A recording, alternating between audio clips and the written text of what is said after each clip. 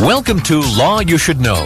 The law affects every aspect of our lives, our home, our jobs, and our recreational activities. Now you can learn about the law and how to protect yourself against the loss of your liberty or property. Learn how to stand up for your rights and seek compensation when you have been wronged. Your host for Law You Should Know is attorney Kenneth J. Landau with the Mineola Law Firm of Shane, Dox, Denisi, and Corker. He's a member of the Committee on Professional Ethics of the Bar Association of Nassau County and counsel to the Nassau Academy of Law. And now, here is your host for Law You Should Know, attorney Kenneth J. Landau. Hi, this is Ken Landau, and welcome to Law You Should Know. Today we're going to be discussing intervention in the workplace, and our guest is Donna Marks, who's a psychologist and mental health counselor, also an addiction specialist, and she's an author and lecturer about these issues. Donna, welcome to Law You Should Know. Thank you. It's a pleasure to be here. Circumstances does a lawyer or someone else need an intervention in their workplace? That would be necessary whenever their addiction is impairing their work performance and putting their law firm at risk. And this could be true for any. Let's say it could be true for a crane operator or someone, a subway operator, anyone who's doing something where their own life or other lives would be at risk. An airline pilot. That's correct, and often people do put other people's lives at risk. They don't mean to. They don't. The addiction has taken hold of their mind, and they're no longer using their own mind to make the decisions, and it does put other people's lives at risk for sure. And so this is designed to prevent a bigger problem to the person who's who's under stress and preventing a bigger problem to their employer, whether it's a law firm or some other entity. Exactly. What commonly happens when people have a lot of responsibility, whether they're in the, high-end banking industry or financial industry or law firm or medicine, or as you so accurately pointed out, I think it's very difficult now for an airline pilot to be impaired when they're flying because there's so many restrictions and screening processes. But there's certainly flight attendants are very high risk and have we do a lot of interventions with flight attendants. But yes, people who are impaired, they wind up making big mistakes. Some of them are fatal, but in most cases it's financial. In the law firm, a case is fouled up, deadlines aren't met.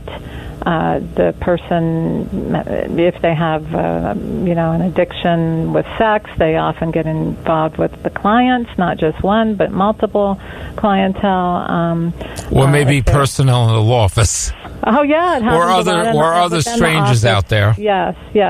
Or they're drinking on the job and they're trying to hide it. And in all these cases, usually the senior partners in the firm will ignore it or just say, we don't think this is a good fit, and we really like you. You're a great guy, but we just don't think you're the right fit for this law firm. And they're not addressing the actual issue, and often they're losing a very valuable employee. And sometimes the person who's doing these things is the key player and the correct, the bedrock of that law firm, and people are afraid to say anything or do anything.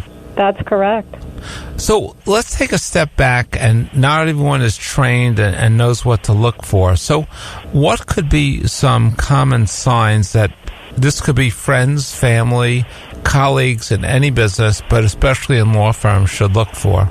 Right. So typical signs of someone who's has a substance abuse problem would be that, they're coming to work late on a consistent basis. Perhaps their hands are shaking because they're going through withdrawal. They may be emotionally distant and distracted. They could be, taking 2-3 hour lunches, and it's clear that they've had too much to drink. They go in their office and close the door and take a nap when they get back. The clients are complaining that they're, how come, my case isn't being, he's not returning my call, she's not showing up to the hearing today. This kind of thing are definite warning signs that something's going on. And are they Are they absences from projects or, let's say, meetings or lunch or maybe networking or rainmaking is also not occurring as much as it's supposed to? Or it's the wrong kind of networking. You know, there's not anything really happening in the networking that's productive to the law firm. But the main thing that we see is that motions aren't filed in time, and the clients are being neglected. And that's also true with the sex addiction on the job.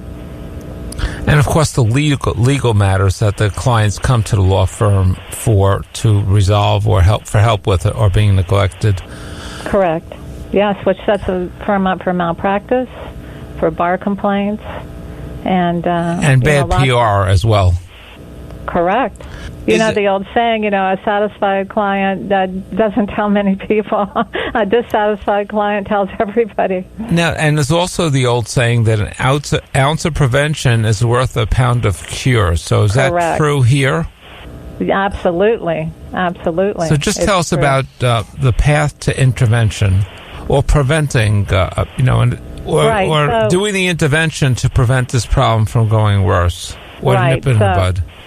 Absolutely. So it's never recommended that people who aren't trained in intervention do an intervention. You don't necessarily have to have a doctorate degree to do an intervention. There are people who are highly trained, and they're called interventionists. But many of us who are practicing psychotherapists and who do consulting and interventions with corporate structures, law firms, and things like that, we help as interventionists, we help the firm to understand the signs and symptoms. So often we'll be contacted. We think so-and-so has a problem. What do you see? They'll report the facts that they see. And these are only some of the facts that we've talked about so far, but maybe they're smelling alcohol on the person first thing in the morning, person's consistently late to work, the things that we talked about earlier. And then the clients aren't being properly served. So the interventionist will come to the firm and meet with the parties that are concerned.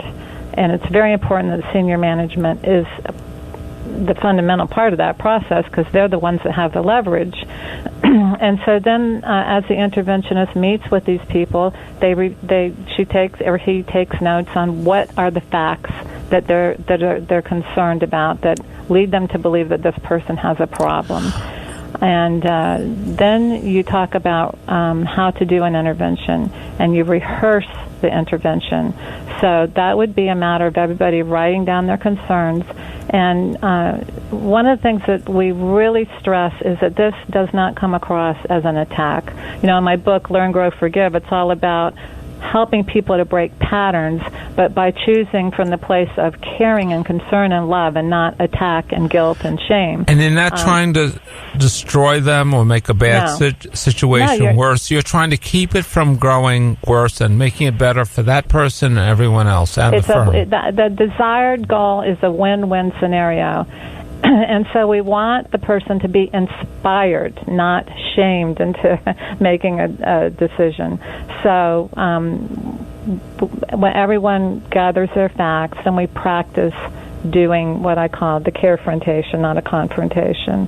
And unbeknownst to the person who's being intervened upon, a meeting is set up. He thinks she thinks she's just walking into a meeting with the partners or the lawyers or whoever. And then the interventionist is there, and the interventionist explains that there's some things that the people here are very concerned about, and they let the person know that this is an intervention to help you to make a better decision, and then everyone reads their notes or their letters of concern. And in that, in each person's concern, they also have an alternative. We would like you to go get help. Depending on how severe the addiction is, mainly we want you to get evaluated to see what kind of help you need. But in most cases, when it's gone to the point that all the partners or people in the firm are complaining, clients are complaining, this person generally will need treatment in a residential facility, but not always. Sometimes AA is enough. There's also, I don't know about in New York, but in Florida here we have a program through the bar that supervises lawyers and makes sure they stay on track, and their license is contingent upon them, getting help and staying on track. Same thing with physicians, impaired physicians programs, and nursing and all of that. But the person is encouraged to get the full evaluation, to have whatever treatments recommended. If the interventionist sees that there's signs of advanced addiction and they know they're going to need treatment, they'll take them directly to the treatment center. But the person's given the choice, and the firm has a lot of leverage because that person does not want to lose their job. So they're told, we want you to get the help. If you get the help, we have good insurance here. We will give you the time off. We will support you, but you have to get the help because we cannot put the client's, first and foremost, cases at risk and their well-being, and we can't put the firm at risk. And that person's only going to sink further into the rat hole, sinkhole. Now, correct. And they almost always agree to get the help. And then we also encourage the family of the person to get involved because the family system often undermines the recovery process. There's an underlying unconscious threat by the spouse often, or the partner, or sometimes even the children. If the person changes, they won't want me anymore, so I like them drunk and unconscious. So it's important that, the family get involved too as part of the treatment process, but that has really nothing to do with the firm other than the firm's understanding that and supporting that. And I was going to ask you, when you mentioned about the intervention, would you invite a colleague? Would you invite an outside friend or relative or spouse or parent or child to it as well, or not before? That depends on, that would be evaluated. If the person would be supportive and not sabotage it, often a spouse or a friend will sabotage and warn the person that there's going to be an intervention, and that is never a good idea because then it diffuses everything, and sometimes the person will just run scared, or they'll just show up and say, oh, guess what, I'm not drinking anymore, and they'll just get more sneaky about their addiction. So are they going to freak out when this occurs? They usually don't freak out because it's done in a supportive way. Often they will cry, and they will be very frightened and sad, but normally they don't freak out. Okay, and that's the beginning of the rehabilitation process, of the healing or the growth process. Yes, the denial has started. At that point, the denial is broken. Anybody with an addiction knows down deep they have a problem. So really the whole process of the intervention is to shine light on that, not shame, but light on that. And here's a way out of the maze that you're stuck in. And everybody down deep knows that they're stuck in that maze. And I noticed you mentioned earlier about the leverage that the firm may have. Are there any other components of that leverage? I'm not sure I understand what you mean. No, you decide on the leverage, and when you meet with the intervention participants, what kind of leverage does everyone have to? Well, the leverage is we would like you to do this. If you don't, then we're going to have to let you go. But you'd also emphasize the positive consequences. Absolutely. We'll keep your job. We'll get you treatment. The insurance will cover it. This is treatable. There is help available. Yes, and it's all lined up for you. It's all ready for you. All you have to do is be willing to get the help.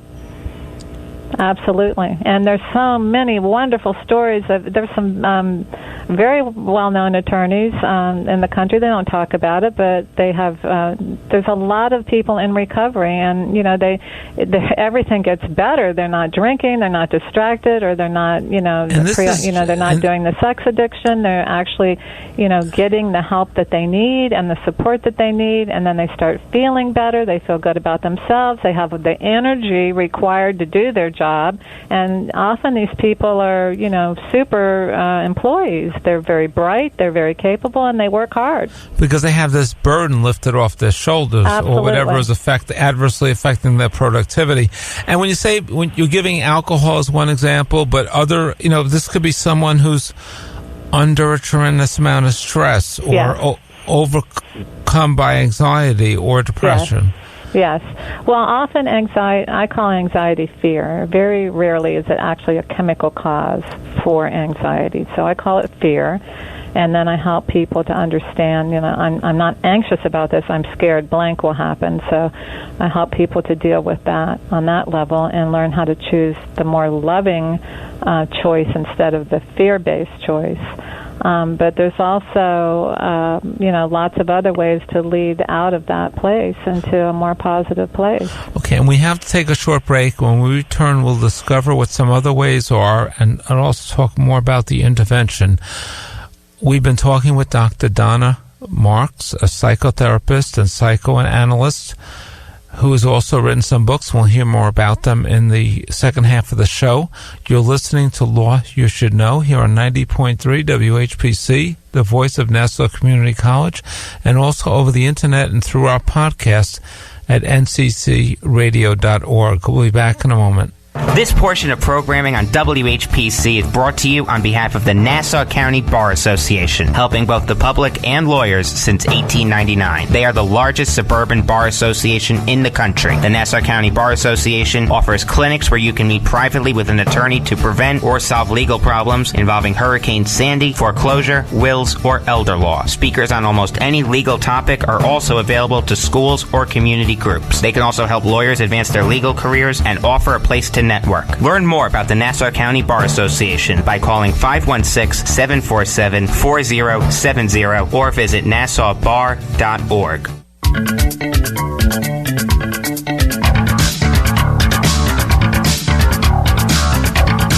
Once again, we continue with Law You Should Know.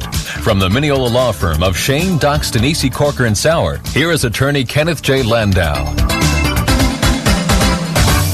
Hi, this is Ken Landau, and welcome back to Law You Should Know.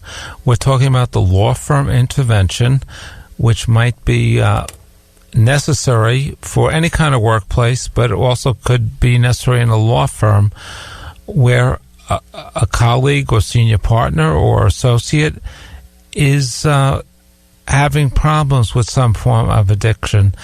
Donna, before we go back to the intervention, just tell us about your recent book. Oh, it's called Learn, Grow, Forgive, and it provides a way for people to get out of the maze and the pattern that they're stuck in. And not everybody realizes they have an addiction. I do this a lot, but, I'm not addicted. And then they try and, then they'll stop for a while, and then they go back, and it's worse when they go back than before. Or they stop doing one thing, and then they start doing something else.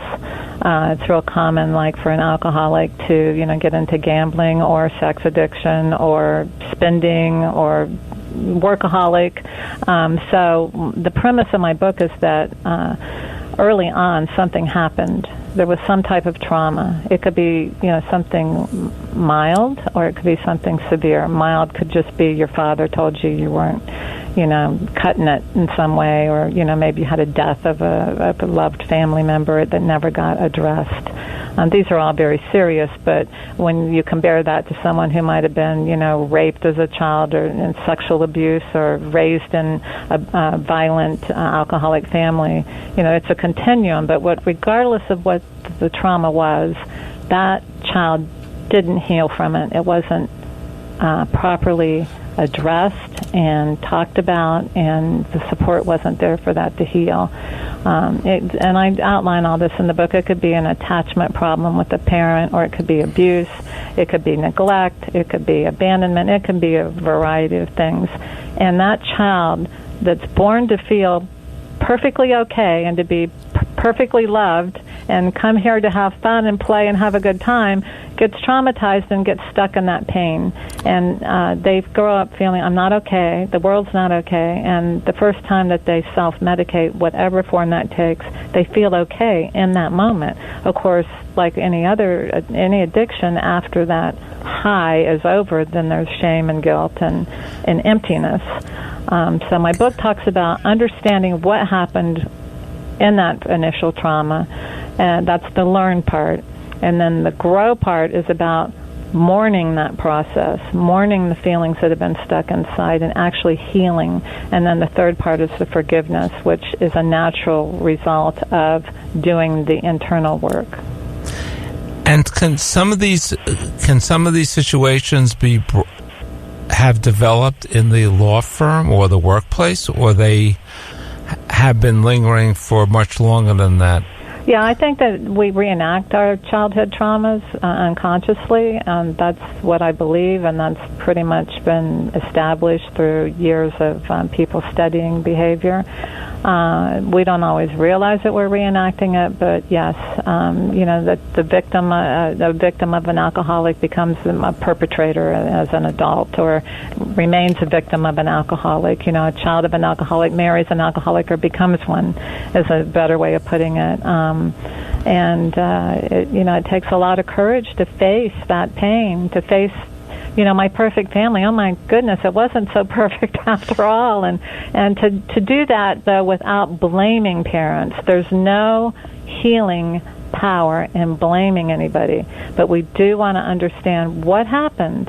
What happened? What was the initial cause here under the addictive behavior? This may be your personal history, but it doesn't have to be your final chapter. Correct. For myself, I was raised in an alcoholic family. There was a lot of abuse, and by the time I was 18, I was a single mom, high school dropout, and I started engaging in my own addictions. But something inside of me said, you can do better. You can do better than this. So I worked my way out of all of that and got a lot of help over the years, and now I have my doctorate degree. I'm working with thousands of people over the years, helping them to heal, and I learned through that process what works, what doesn't work. I learned the difference between a good healer and someone who was unhealed themselves. I learned about spirituality. I went all over the world, studied all the major religions, and I have all that's kind of condensed in the book to provide a total and what people may not realize, especially at their low point, is everyone or many people have some kind of history, and yes, many people have worked around it to some degree. Correct. There's like over 100 million people just in the U.S. alone who are addicted to all kinds of things. So, yes, and we don't realize it. We manage, like you said, we work around it until we can't anymore, until we get caught, or until it brings us down. Like the addiction, there's no more money, there's no more friends, there's no place to live, and there's nothing left of the human being. It's just becomes like a heap of pain, and at that point the person can get help. But the nice thing about the intervention, it doesn't have to go to that point. And I do want to mention, both for the employer, for the colleague, or even the person who may think this applies to them, that most bar associations have a social worker on call to at least start the process. Many larger firms have their own professionals to provide assistance, and almost every bar association has a committee of lawyers and others who will provide help to the person who needs some kind of help and guidance. Correct. And they should just reach out to them. And very recently, in the past few months, many lawyers have come out and admitted their dark past or their dark present, and how they are battling something or how they've overcome the battle. And these were topics that people didn't talk about, especially lawyers. And that's the beauty of learn, grow, forgive mentality, is that there's no more shame. This person got caught up in a pattern they didn't realize at all. There was a part of them that knew it was wrong, but many times it wasn't wrong initially to have a drink or to, do something experimental, and it became wrong over time. But once that, it's kind of like you see the radar, locking in on the target.